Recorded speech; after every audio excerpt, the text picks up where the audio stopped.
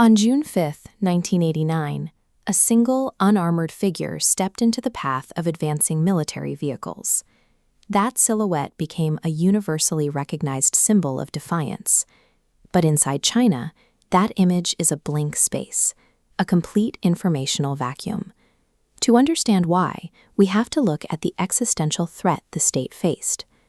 This photograph shows the immense scale of the civilian assembly that gathered at night in front of the illuminated Tiananmen Gate.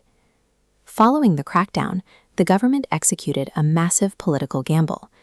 They aggressively embraced Western market capitalism, building hyper-developed financial districts like the Shanghai skyline seen here, to secure their power.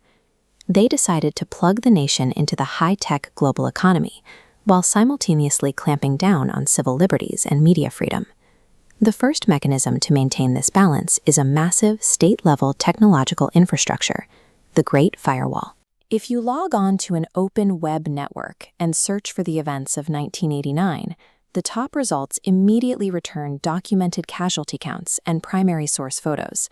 Run the exact same query inside the Chinese domestic network, and you get this: benign, state-approved tourism information about the golden-roofed buildings of the Imperial Palace. This sophisticated keyword filtering system did not build itself in a silo. Major multinational technology companies historically aided its construction to gain access to the market.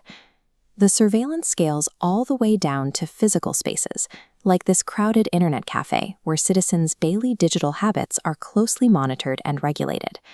The internet did not act as an automatic democratizing force here. Instead, authorities engineered it into an adaptable environment to catch and filter out ideological threats. Censorship also relies on the physical removal of vocabulary from the historical record through narrative redaction. This text exercise demonstrates how it works in practice. Censors mandate the removal of specific dates, statistics, and factual terms. Notice the structural voids left behind. Deleting words like protester and tanks shifts the context to a minor incident. This rigorous redaction process applies daily across all domestic media. Look at this array of state-approved newspapers. The state ensures complete uniformity in messaging across every front page. Suppressing specific vocabulary neutralizes the emotional weight of history, stripping away the language needed to form a shared understanding of past trauma. A successful censorship apparatus does not leave an empty void. It actively replaces the erased information with an engineered alternative. This propaganda poster featuring workers and soldiers holding a red book is an example of state socialist realism.